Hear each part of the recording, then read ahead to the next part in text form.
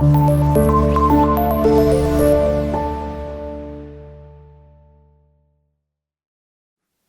Student, तो next आज हमने डिस्कस करनी है एप्लीकेशन, वो एप्लीकेशन नंबर 6 जो कि है वेंचुरी रिलेशंस। ठीक है, वेंचुरी रिलेशंस क्या है?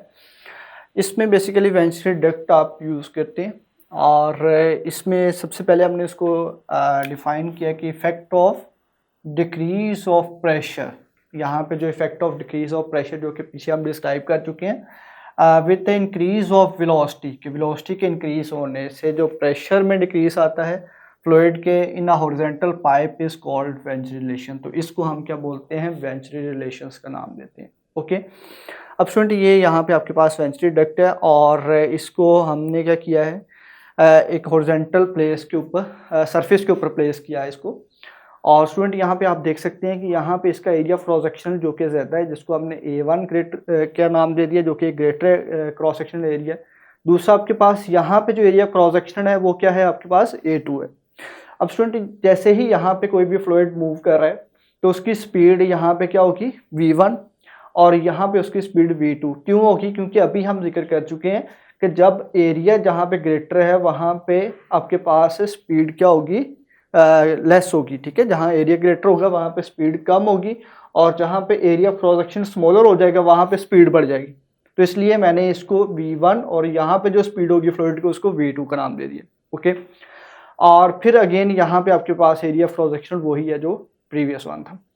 अब स्टूडेंट यहाँ पे आपने क्या कर दिया है कि मर्करी फील्ड कर दिया इस ट्यूब में, जो कि इस प्रेशर को मेयर कर सकेगा कि जो यहाँ पे फ्लूइड मूव कर रहा है इस ट्यूब में वो यहाँ पे कितना प्रेशर एक्सर्ट करेगा, उसको हम P1 कह देंगे। और जब स्पीड ये होगी तो जो प्रेशर एक्सर्ट करेगा उसको हम P2 का नाम दे देंगे। और ये मर्करी है जो कि हमें प्रेशर P1 और P2 की वैल्यू दे देगा, या बैरोमीटर आप इसको कह सकते हैं। ओके, अब स्टूडेंट इसको आपने समझ लिया, दोनों हॉरिजॉन्टल सरफेस के ऊपर आपने इसको प्लेस किया हुआ है। और अगर हम बर्नौलीज इक्वेशन को यूज़ करें तो उसके अकॉर्डिंग क्या था? Sum of pressure, kinetic energy per unit volume, potential energy per unit volume, इनका जो सम है वो क्या रहता है? कांस्टेंट रहता है। और इसी तरह से हमने ये इक्वेशन बनाई थी। अब स्टूडेंट ये हमने लिख ली। अब आपको मैंने बताया है कि ये हॉरिजॉन्टल सरफेस के ऊपर आपने इसको प्लेस किया हुआ है। तो जब आप कहेंगे तो या consider average potential energy the same at both places, तो इसी वजह से आपके पास दोनों एंड के ऊपर क्या होगी? पोटेंशियल एनर्जी सेम होगी, क्योंकि हाइट सेम है। तो आप इस इक्वेशन में ये कह सकते हैं कि H1 इज इक्वल टू क्या होगा आपके पास? H2। और इसको आप लेट कर लें H के ही इक्वल। जब H के इक्वल होगा तो ये भी आपके पास रो जी H हो जाएगा, ये भी रो जी H हो जाएगा। और इसी तरह से ये दोनों वैल्यूज़ क्या हो जाएंगी? कट हो जाएंगी। यहाँ पे सेम हाइट की वजह से हम पोटेंशियल एनर्जी को यहाँ पे क्या कर रहे हैं? निगलेक्ट कर रहे हैं। ओके, ये पहला पॉइंट होगा यहाँ पे। उसके बाद जो आपके पास इक्वेशन बचेगी वो कुछ इस तरह से होगी, P1 plus 1/2 rho V1 square is equal to P2 plus 1/2 rho V2 square. अब स्टूडेंट आपने क्या करना है कि इस P2 को आपने इस साइड पे मूव करवा लें तो ये माइनस का हो जाएगा, और इस साइड को आपने जो है ना इधर मूव करवा लेना इस टर्म को, जो कि आपके पास है 1/2 रो V1 स्क्वायर, और ये क्या हो जाएगी इधर आके सब्ट्रैक्ट हो जाएगी माइनस में। अब स्टूडेंट आपने क्या करना है इसमें, देखिए 1/2 और रो क्या है दोनों साइडों पे, दोनों टर्म्स में क्या है? कॉमन है। इसको आप कॉमन ले लें, 1/2 रो कॉमन आ गया, V2 square minus V1 square आपके पास बच जाएगा जब आप 1/2 रो को कॉमन लेंगे यहाँ पे। अब स्टूडेंट फिर आपने क्या करना है, यहाँ पे इक्वेशन ऑफ कॉन्टिन्यूटी का यूज करना है, जो कि प्रीवियस ईयर में डिस्कस किया कि A1 B1 is equal to A2 V2। अब A1 यहाँ पे ये वैल्यू है एरिया क्रॉस सेक्शन, और जो इसमें फ्लूइड की स्पीड थी वो आपके पास क्या है? V1, और ये एरिया क्रॉस सेक्शन V2 है, और यहाँ पे जो स्पीड है वो V2 है आपके पास। ठीक है, अगर आपने यहाँ पे V1 की वैल्यू कैलकुलेट करनी हो तो A1 इधर क्या हो जाएगा? डिवाइड हो जाएगा, तो A2 V2 ओवर A1 आपके पास ये क्या बन गया कि अगर आपने ये स्पीड कैलकुलेट करनी हो V1 की तो आप ये कर सकते हैं। अब स्टूडेंट आप यहाँ पे देखिएगा कि जो area of cross section A2 है वो आपके पास क्या है? लेस है। A2 क्या है? लेस है A1 से। जब area of cross section A2 less होगा A1 से, तो जो आपके पास लेस एरिया है उसमें स्पीड क्या होगी? यहाँ पे ग्रेटर होगी। तो इसी वजह से हम ये कह सकते हैं कि ये जो स्पीड V1 होगी ये इस V2 के कंपैरिजन में लेस होगी, कम होगी, बहुत कम होगी। और इतनी है कि आपने इसको नेगलेक्ट कर देना है। यहाँ पे एक स्मूथली आपके पास फ्लो था, और एरिया क्रॉस सेक्शन ज़्यादा होने की वजह से स्पीड कम है, तो आप यही रिलेशन यहाँ पे, क्योंकि A1 जो आपके पास डिवाइडिंग वैल्यू है ये क्या है, ग्रेटर वैल्यू। तो जब भी आप लेस वैल्यू ग्रेटर वैल्यू से डिवाइड करेंगे तो आंसर क्या आएगा आपके पास, लेस आएगा। इसलिए हम ये कह सकते हैं कि जो V1 है ये क्या होगी, लेस होगी एज कम्पेयर टू V2। ठीक है, तो यहाँ पे आपने इस रिलेशन में निगलेक्ट कर देना है V1 को, क्योंकि ये आपके पास क्या है, V1 को जब आप निगलेक्ट करेंगे इक्वल टू 0 इसमें पुट कर देंगे तो आपके पास ये रिलेशन बन जाएगा V1 minus V2 is equal to 1/2 rho V2 square. Okay, अब स्टूडेंट इसी को हम वेंचुरी रिलेशन का नाम देते हैं। ये एमसीक्यूज के लिए भी आपने याद रखना है कि प्रेशर का जो डिफरेंस है ये आप यहाँ से कैलकुलेट कर सकते हैं कि इसमें, इस प्रेशर में, ठीक है, और इस प्रेशर में आपके पास जो डिफरेंस है वो हाइट आ जाएगी यहाँ से। ठीक है, वो आप डिफरेंस यहाँ से आप कैलकुलेट कर सकते हैं कितना डिफरेंस होगा, इस हाइट के इक्वल होगा। और दूसरा आपके पास डेंसिटी भी कांस्टेंट है 1/2 भी, और इस तरह से आप यहाँ पे इसकी स्पीड कैलकुलेट कर सकते हैं। अब स्टूडेंट ये आप कह सकते हैं कि ये जो आपके पास स्पीड को मेयर करने के लिए वेंचुरी रिलेशन आपने यूज़ करके किस डिवाइस का आप यूज़ करते हैं, उस डिवाइस को आप वेंचुरी मीटर कहेंगे। Device use to measure speed of liquid flow. जब आपने किसी लिक्विड फ्लो आपने फाइंड आउट करना है, उसकी स्पीड फाइंड आउट करनी है, तो उसके लिए आप वेंचुरी मीटर यूज़ करेंगे। और वेंचुरी मीटर क्या करेगा, वेंचुरी रिलेशन को यूज़ करेगा। और वेंचुरी रिलेशन क्या है कि decrease in pressure with increase in velocity of the fluid. जब वेलोसिटी ऑफ फ्लूइड इंक्रीज होती है तो वहाँ पे प्रेशर क्या हो जाता है आपके पास, डिक्रीज हो जाता है किसी भी हॉरिजॉन्टल पाइप में। इसको आप क्या नाम देते हैं, वेंचुरी रिलेशन का नाम देते हैं। तो इसमें सिंपली हमने बर्नौली इक्वेशन यूज़ की, पोटेंशियल एनर्जी को आपने निगलेक्ट किया यहाँ पे क्योंकि हाइट सेम थी, तो आप हाइट को फैक्टर को H1 और H2 को H ही रख के दोनों साइडों में कट कर देंगे। ओके, तो ये आपके पास क्या आ जाएगा, ये वाली इक्वेशन।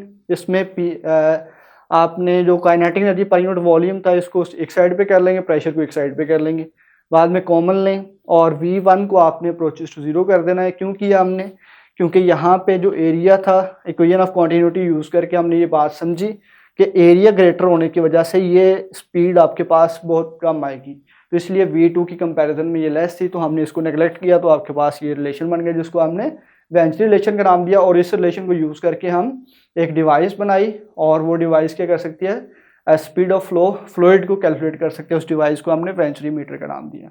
ओके स्टूडेंट, आज का हमारा टॉपिक है टॉरिस-लीस थ्योरम। टॉरिस-लीस थ्योरम क्या है, इसने बेसिकली बर्नौलीज इक्वेशन के प्रिंसिपल को ही यूज़ किया यहाँ पे भी। ठीक है, उसी आप कह सकते हैं कि कॉन्सेप्ट को यहाँ पे यूज़ किया गया। और टॉरिस-लीस थ्योरम क्या है इसको हम बाद में डिस्कस करते हैं, पहले थोड़ा सा गो थ्रू कर लें बर्नौलीज इक्वेशन के अकॉर्डिंग, जिसमें हमने कहा था कि sum of pressure, kinetic energy per unit volume and potential energy per unit volume remains constant. ठीक है, उसी को हम यूज़ करेंगे यहाँ पे मैथमेटिकल फॉर्म को, और यहाँ पे speed of flux find out करेंगे। स्पीड ऑफ फ्लक्स क्या है, सपोज करें कि आपके पास एक टैंक है, ठीक है, वाटर टैंक है या कोई भी इसमें फ्लूइड है, और इसके दो ओरिफिस हैं, एक ए आपके पास और एक बी है। ये दो पॉइंट आपके पास, जैसे सपोज करें कि आपके पास एक ए पॉइंट है ये, और ये आपके पास क्या है बी, ये दो इसमें ओरिफिस है।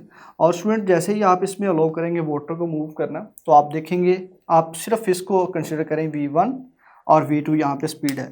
अब जैसे ही इस ओरिफिस में से, इस होल में से वाटर बाहर की तरफ मूव करेगा, तो आप स्टूडेंट ये देखेंगे यहाँ पे जो वाटर का लेवल है, इस दोनों का कंपैरिजन हमने करना है, इसकी स्पीड का कंपैरिजन करना है।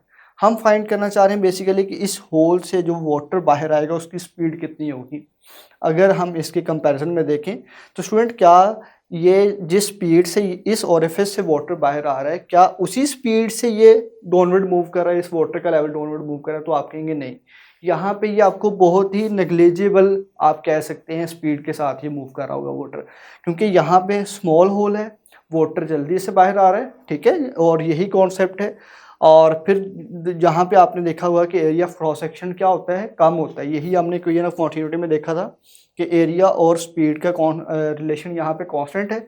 जैसे ही आपके पास एरिया ज़्यादा होगा वहाँ पे स्पीड क्या होगी, कम होगी। तो यहाँ पे भी एरिया कम है तो यहाँ पे स्पीड ज़्यादा होगी। ओके, तो यही कॉन्सेप्ट यहाँ पे यूज़ हो रहा है। और दूसरा आप ये देखेंगे कि ये जो स्पीड जिसके साथ वाटर लेवल डाउनवर्ड आ रहा है, ये बहुत ही नेग्लिजिबल होगी as compared to the speed of water that is moving outside from this hole. Okay, अब स्टूडेंट यहाँ पे एटमॉस्फेरिक प्रेशर, क्योंकि ये ओपन है, यहाँ पे एटमॉस्फेरिक प्रेशर P1 एक्सर्ट कर रहा है और यहाँ पे भी एटमॉस्फेरिक प्रेशर ही है जो कि P2 एक्सर्ट कर रहा है, ठीक है। और इसकी अगर आप देखेंगे तो टोटल हाइट अगर आप कह लें कि H1 है, ठीक है, और इस होल की जो हाइट है वो आपके पास क्या है, H2। तो स्टूडेंट अगर आपने इसको कैलकुलेट करना हो तो क्या करेंगे, टोटल H1 में से आप इस H2 को माइनस कर दें तो ये आपके पास हाइट आ जाएगी स्टूडेंट, ठीक है। अब आपने समझना क्या है कि ये हमें प्रिंसिपल बताता क्या है, कहता है कि ये जो स्पीड ऑफ इफ्लक्स है ये इक्वल होगी velocity gain by the fluid falling through the distance H1 minus H2, कि ये जो आपके पास डिस्टेंस है H1 माइनस H2, अगर आप इस डिस्टेंस से यहाँ से कोई एक ऑब्जेक्ट को, किसी भी ऑब्जेक्ट को, जैसे बॉल है आपके पास या स्टोन है, इसको आप इस हाइट से फॉल करवा रहे हैं, तो कहता है कि जिस स्पीड के साथ वो ऑब्जेक्ट डाउनवर्ड मूव करेगा उसी स्पीड के साथ यहाँ से वाटर बाहर निकलेगा, ठीक है। इस कॉन्सेप्ट को समझना है कि ये जो स्पीड ऑफ इफ्लक्स है ये इक्वल होगी velocity gained by the fluid, अगर उतनी हाइट से, जितनी इस ओरिफिस से ऊपर वाटर लेवल की हाइट होगी उतनी हाइट से अगर कोई ऑब्जेक्ट आप यहाँ से फॉल करवाते हैं तो उसकी स्पीड भी वही होगी जो यहाँ से निकलने वाले वाटर की स्पीड है, ठीक है। तो आप यही कॉन्सेप्ट यहाँ पे कहेंगे, is equal to the velocity gained by the fluid by falling through the distance H1 minus H2 under the action of gravity. और स्टूडेंट इसी चीज़ को हमने प्रूव भी करना है, ठीक है। अब इस डायग्राम की आपको समझ आ गई, ठीक है। और इस थ्योरम के अकॉर्डिंग इसकी ये स्टेटमेंट मैंने यहाँ पे लिख दी कि हमने स्पीड ऑफ इफ्लक्स कैलकुलेट करेंगे और ये इसमें बताएंगे भी कि ये स्पीड जो है ना वो इक्वल होगी उस bye the fluid falling from through the distance. अगर यहाँ से ही आप क्या करें, इस फ्लूइड को फॉल करवाएं तो यहाँ से मूव करने से भी इसकी स्पीड वही होगी जो यहाँ से निकलने के ऊपर इसकी स्पीड है, तो इसको हम फाइंड करते हैं। अब यहाँ पे आपने बर्नौलीज इक्वेशन लिखी, P1 प्लस ये प्रेशर है और ये आपके पास क्या है, kinetic energy per unit volume, ये potential energy per unit volume, इसका सम जो इक्वल टू दिस। अब स्टूडेंट यहाँ पे आपने कहना है कि ये जो स्पीड वाटर यहाँ पे डाउनवर्ड मूव कर रहा है इसकी स्पीड बहुत ही कम होगी, नेग्लिजिबल होगी as compared to the speed of V2, जो इफ्लक्स स्पीड है यहाँ से लिक्विड की उससे बहुत कम है। तो आप कहेंगे V2 is much greater than V1। अगर ग्रेटर होगी तो आपने सिंपली क्या कर देना है कि V1 को इक्वल टू 0 पुट कर देना है इस बर्नौलीज इक्वेशन में, जो यहाँ पे आपके पास V1 क्या आ जाएगा, 0 पुट कर देते हैं, ओके स्टूडेंट। अब दूसरी बात है कि यहाँ पे दोनों साइडों पे, इस ओरिफिस पे भी और ये जो इसके टॉप सरफेस है इसके ऊपर भी क्या है, प्रेशर एटमॉस्फेरिक ही एक्सर्ट कर रहा है। जब एटमॉस्फेरिक प्रेशर है तो दोनों प्रेशर सेम होंगे, तो आपने P1 और P2 को भी P ही पुट कर लेना। तो ये दो चीज़ें, दो पॉइंट आपने पुट करने हैं जो कि अंडरस्टैंडिंग बेस आपने पॉइंट पुट किए और उसी के ऊपर आपने कैलकुलेशन एक्स परफॉर्म करेंगे। और जैसे आप यहाँ पे और इन दोनों की जगह पे आपने P ही पुट कर दिया, ये P से कट हो जाएगा और ये भी टर्म क्या हो जाएगी, ये पूरी टर्म 0 हो जाएगी। तो यहाँ पे सिंपली आपके पास ये टर्म बच जाएगी और इन दोनों को आप एज इट यहाँ पे लिख लेंगे। तो यहाँ तक आपको होपफुली क्लियर होगा, ओके स्टूडेंट। अब आपने ऐसा करना है कि इस H2 वाली टर्म को भी इधर शिफ्ट कर दें, तो ये माइनस रो जी H2 हो जाएगा। फिर इन दोनों में से कॉमन देखिए, रो और जी कॉमन है, आपने कॉमन ले लिया, फिर रो इस रो से कट हो जाएगा और फिर V2 square is equal to this value. अब आपने V2 कैलकुलेट करनी है तो आप दोनों साइडों पे क्या ले लेंगे, स्क्वायर रूट ले लेंगे और इस तरह से ये इससे स्क्वायर रूट से कैंसिल हो जाएगा और V2 is equal to this value. अब स्टूडेंट ये जो H1 माइनस H2 अगर आप इसको कंसिडर कर लें हाइट H के ही इक्वल, तो इस रिलेशन को आप यूँ भी लिख सकते हैं कि ये जो V2 है आपके पास ये इक्वल होगा 2GH स्क्वायर रूट के इक्वल होगा।